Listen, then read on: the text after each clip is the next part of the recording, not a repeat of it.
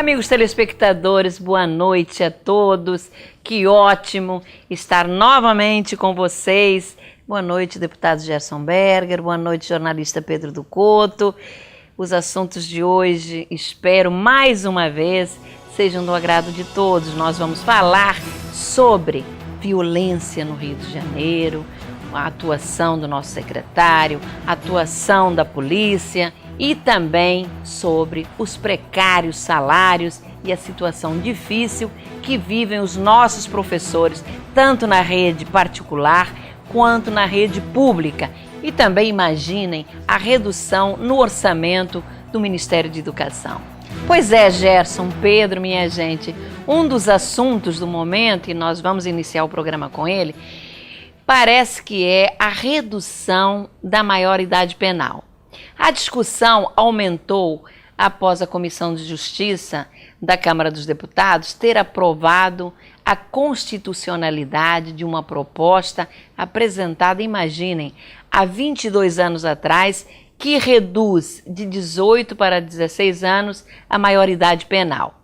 A matéria vai poder tramitar e ser votada, possivelmente até avançando a passos largos, pois o assunto tem um empenho pessoal do presidente da Câmara, o deputado Eduardo Cunha, que, por convicção, me parece ser favorável à redução da maioridade penal. Gerson e Pedro, eu tenho muitas dúvidas em relação a esse assunto, mas acho que ele deve ser discutido e debatido, sim, não esquecendo que a população carcerária no Brasil aumentou 400% de janeiro de 1992 a junho de 2013. E mais, aproximadamente 60 mil pessoas são assassinadas no nosso país anualmente, sendo que a elucidação desses homicídios não passa de 8%. Além disso, está provado que os nossos presídios não recuperam ninguém, considerando que a reincidência no crime daqueles que deixam as penitenciárias chega a mais de 70%. Já imaginaram colocar adolescentes nesses presídios que são verdadeiras escolas do crime? Eu não vou aqui discutir o fato das estatísticas mostrarem que apenas 1% dos assassinatos são praticados por infratores incluídos na faixa etária de 16 a 17 anos, porque isso representa a perda da vida de mais de 500 pessoas anualmente, o que é muito sério e muito grave. Por isso que entendo que a redução da maioridade penal deveria estar relacionada à gravidade do crime cometido. O assunto é polêmico e nós fomos às ruas ouvir o que o povo pensa sobre essa questão. A sociedade evoluiu e os jovens hoje, com 16 anos de idade, têm plena capacidade de saber o que está certo e o que está errado. Eu acredito que isso imponharia um medo nesses adolescentes, nesses jovens e talvez poderia inibir muitas outras crianças e jovens de estar fazendo esse tipo de penalidade. Não é diminuindo a idade que vai se resolver o problema. Se o Estado não tem uma estrutura com um serviço social, então, uma atuação na família, isso não vai se resolver diminuindo a idade da criança. Outras medidas sociais, tá, em face desses meninos, são carentes, entendeu? Eles realmente têm que ser educados, reestruturados, não colocar em celas. Na verdade, eu acho que deveria ter um sistema carcerário mais eficiente, sem dúvida. Hoje em dia, o sistema carcerário ele não reabilita ninguém. Mas, de qualquer modo, a gente não pode deixar que esse jovem na rua continue praticando os delitos. Então, eu acho que, por isso, eu sou a favor. A princípio, devido a esse clima todo de violência que está instaurado no nosso país, eu não preciso nem desenvolver muito sobre isso, que a gente sente na pele, a princípio, instintivamente, eu sou a favor. Mas, quando eu volto e penso friamente, eu acho que só os crimes realmente hediondos, como está acontecendo em outros países, que esses crimes são punidos até com a pena máxima, eu seria a favor. Agora, quando eu vejo a nossa condição das nossas prisões desumanas e que são escolas de aperfeiçoamento da violência e do crime, mais ainda, aí eu recuo aquela opinião instintiva e penso que não, eu acho que não vai adiantar, eu acho que há tantos problemas que deverão ser resolvidos. Bom, Gerson e Pedro, nós ouvimos as pessoas nas ruas, as opiniões são muito divididas, mas agora eu quero ouvir o que vocês dois pensam sobre o assunto. Você, que além de deputado, é psiquiatra, e o nosso jornalista Pedro do Couto. Tereza, você tocou num ponto que eu considero da maior relevância. A redução da maioridade penal deve estar associado ao grau de gravidade do crime cometido pelo menor.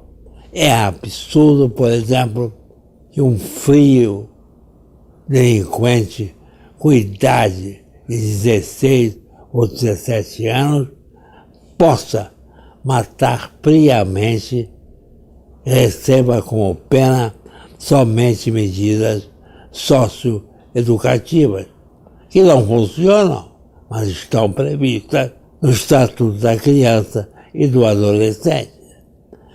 Vejam, na França a idade penal está fixada em 18 anos, como é hoje no Brasil.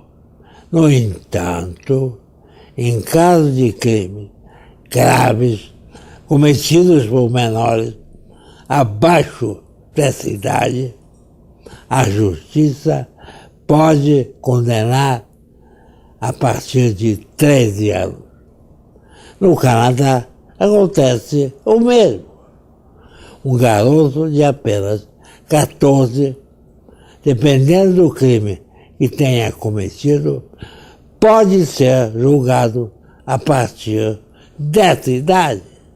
Colocar nos presídios um garoto que cometeu um crime qualquer, não tenham dúvida de que será transformá-lo num bandido de alta periculosidade, pois os nossos presídios, como você já disse, Tereza, são escolas de bandidos, salvo raras exceções. Não haverá redução de idade penal que dê jeito, enquanto a polícia e o judiciário não fizerem a sua parte. Ainda citando a França, enquanto lá 80% dos homicídios são elucidados, no Brasil esse índice não chega a mais de 8%. Precisa dizer mais alguma coisa? O aumento assustador da violência faz com que o cidadão de bem clame por solução. Mas no caso da redução da maioridade penal, não creio que traga qualquer tipo de solução. A aplicação de penas mais duras a menores criminosos com menos de 18 anos é o caminho, não tenham dúvidas. A matéria é extremamente complexa, como os entrevistados pela reportagem assinalaram, e aqui foi dito tanto pela Tereza quanto pelo Gerson Berger. E dá margem a dúvidas em sequência, mas também é preciso ver, no caso da redução da maioridade penal, de 18 para 16 anos, o tipo de crime praticado, que isso é fundamental para estabelecer-se uma pena. Não pode ser igual, como também o Gerson destacou, a um crime hediondo de um crime comum.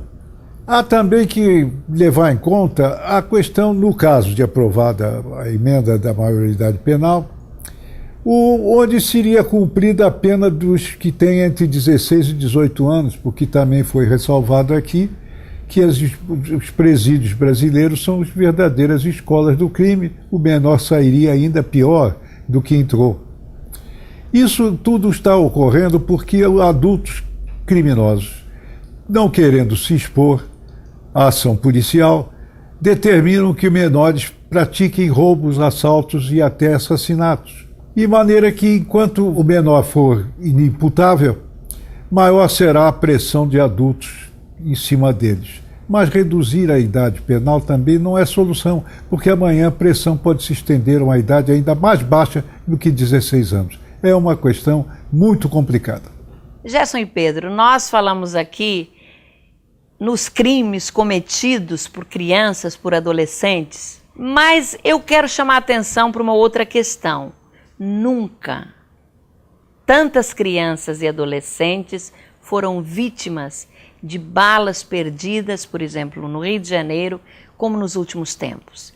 Por isso, eu faço uma pergunta ao secretário de Segurança, Mariano Beltrame: como fica a questão da investigação e elucidação dos crimes por balas perdidas? Uma elucidação que, como colocou o nosso deputado Gerson Berger, chega apenas a 8%. Vejam, ainda agora, no Complexo do Alemão, um menino de apenas 10 anos de idade foi vítima de bala perdida, tendo o crânio esfacelado. O Rio de Janeiro chorou e chora a morte dessa criança. O governador disse, e eu acredito nele, que dinheiro para a segurança ele não vai negar. Mas o secretário Beltrame não pode apenas cobrar verbas. Ele precisa aparecer mais, dar satisfação à população, que está assustada, sim, com medo de tudo, de viajar de trem, de metrô, onde os arrastões são constantes. Beltrame precisa dizer qual é o seu plano para resolver estas questões. Como também precisa explicar o porquê, segundo os moradores do Complexo do Alemão, PMs recolheram cápsulas de balas que estavam junto ao corpo do menino e que reforça a versão de testemunhas sobre a suposta ocultação de provas por parte dos PMs. Somente após o grito dos moradores da comunidade e da própria mãe do menino é que surgiu a notícia de que um policial teria admitido a possibilidade de ter sido o autor do disparo que matou a criança, entrando o policial em surto psiquiátrico logo após o seu depoimento. Infelizmente, isto acontece porque temos uma polícia truculenta para a qual a vida do cidadão não tem valor, ainda mais quando se trata de moradores de comunidades de baixa renda. Embora o governo de Sérgio Cabral e Pezão tenham contratado e reforçado significativamente o número de policiais no estado e tentado até dar uma imagem melhor à polícia, a violência e as maracutaias continuam e preocupam. Esta aqui é a realidade. Tereza, você foi muito feliz no que acaba de falar.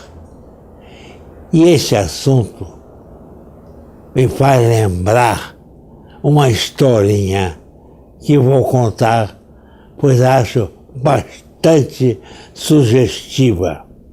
Vamos lá. Numa noite muito fria, uma fagulha foi jogada numa floresta e uma árvore logo pegou fogo.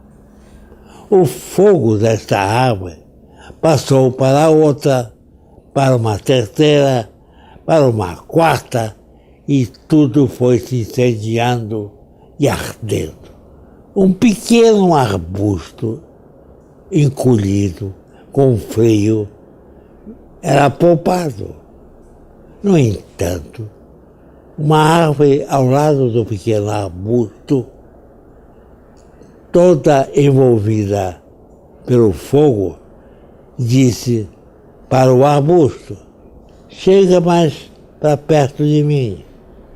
Você está com frio. Vem, eu vou te aquecer. O arbusto respondeu: não vou, estou com medo. Pode me acontecer alguma coisa. Eu preciso ficar onde estou. A árvore insistiu: deixa de ser bobo. Chega mais para perto. Você vai se sentir muito melhor, sentir aquecido. É uma maravilha. Você vai sentir um prazer fantástico, uma sensação maravilhosa. A árvore tanto insistiu que o arbusto se aproximou dela e de repente se incendiou e foi todo consumido junto com a floresta que ardeu toda. Qual a moral? Existem os bons e bem intencionados a serviço do bem, mas que não raras às vezes são insuflados por aqueles que estão ao serviço do mal e deixam-se envolver, trazendo danos irreparáveis à sociedade e à sua própria família. Isto, infelizmente, ainda acontece na nossa polícia, que apesar de ter homens na maior integridade, a banda podre ainda consegue influenciar os bons policiais. Quem sabe até aqueles que acabaram de chegar na corporação com uma vontade imensa de servir e acertar. É isso aí. Estão vendo? A contaminação policial é um problema a mais de uma cidade como o Rio de Janeiro, que já se encontra sob temor constante de ação dos bandidos, de ladrões, de batedores de carteira, assaltantes a serviço do tóxico. A polícia não é suficiente para evitar e combater as ações, de maneira que é preciso que a Secretaria de Segurança dê uma resposta quanto ao desdobramento de suas ações para impedir essa situação e, sobretudo, o agravamento dela. Essa história, por exemplo, de bala perdida, é uma coisa que precisa ter um outro enfoque. Disseram certa vez, várias pessoas disseram que são disparos feitos para o alto. Não é verdade.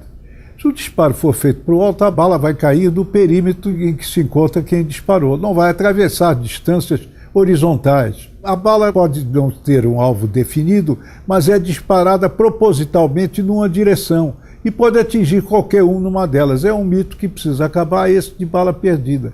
É mais um fator de insegurança coletiva que a Secretaria de Segurança do Rio de Janeiro, do Estado do Rio de Janeiro, não está conseguindo resolver. Mas é preciso resolver e com urgência absoluta, porque a cada dia o risco se agrava. Muito bem, Pedro, Gerson, parabéns aí pela historinha e eu gostei que você cumpriu o que você prometeu na semana passada, que agora, com frequência, você contará uma historinha que é sempre muito bem-vinda e a moral, então, é de uma preciosidade incrível. Mas, minha gente, eu, há dias atrás, com muita surpresa, li uma notícia nos jornais que dizia que os professores da rede pública de ensino têm um salário superior aos da rede privada. Mais surpresa fiquei quando li as justificativas. A primeira delas foi a de que o piso nacional do magistério teria tido uma valorização significativa nos últimos anos, chegando em 2015 a R$ 1.917. O segundo ponto levaria em conta o fato do professor da rede particular ter recebido aumento numa variação abaixo da inflação.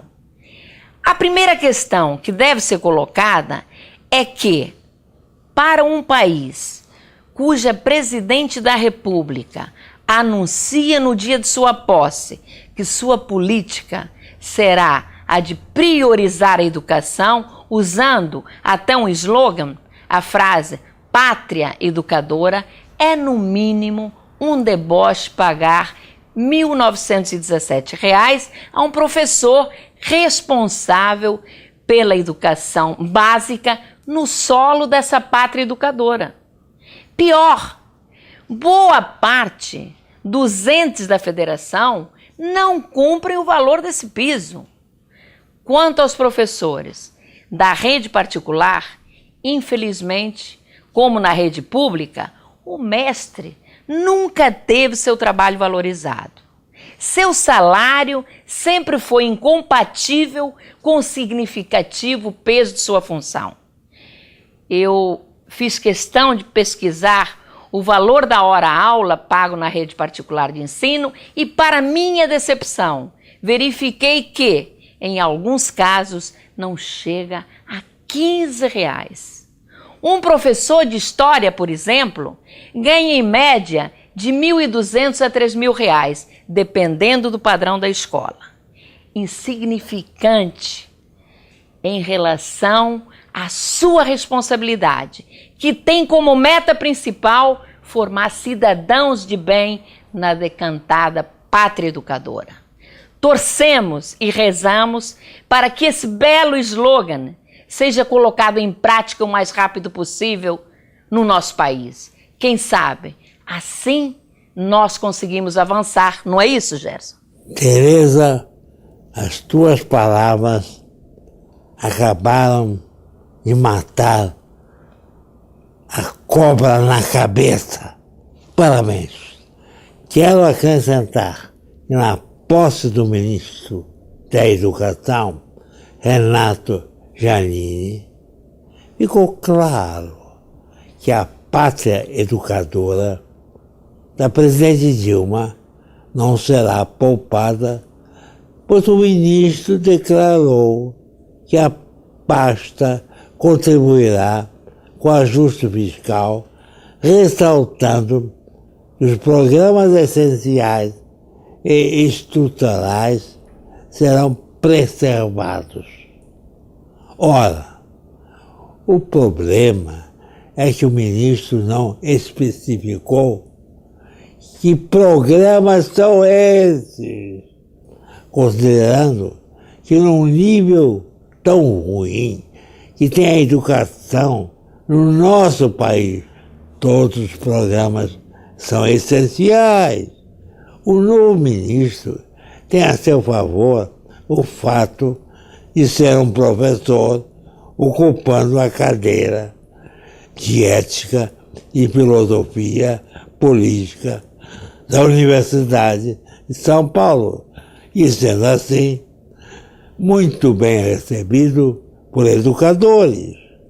Voltando aos cortes que sofrerá a educação, mas que não deviam acontecer, há que esperar que a presidente Dilma sancione a lei orçamentária, pois somente após essa sanção, o Ministério da Educação passará pelos cortes do ajuste fiscal e, finalmente, a nação brasileira saberá o real compromisso que a presidente Dilma tem com a pátria educadora.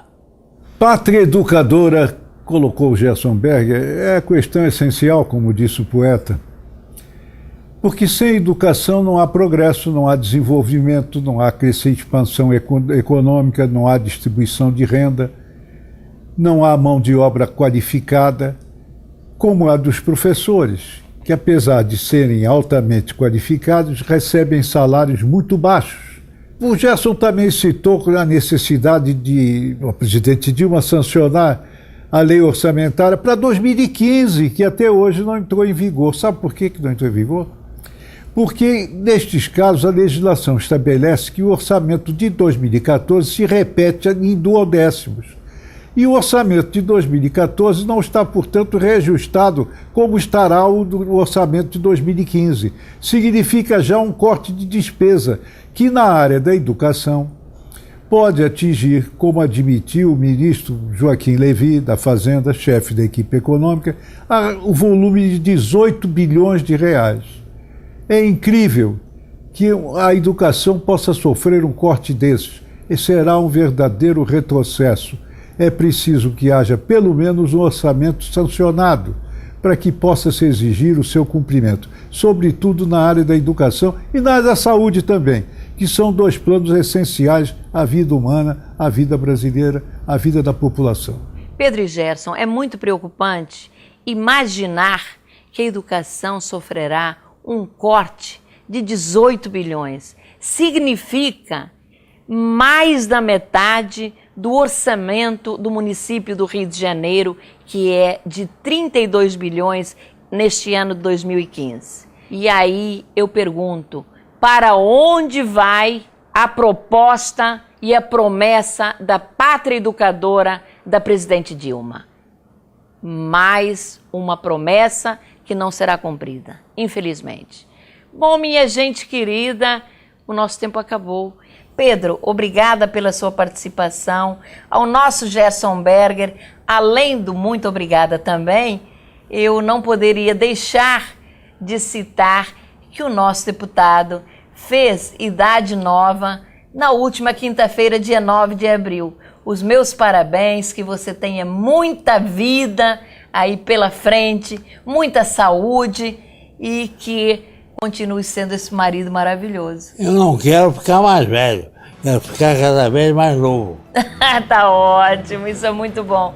Bom, a você, amigo telespectador, que ficou conosco até esta hora da noite, o nosso agradecimento especialíssimo. E no próximo sábado, às 11h30 da noite, vamos nos encontrar novamente aqui na CNT. Até lá!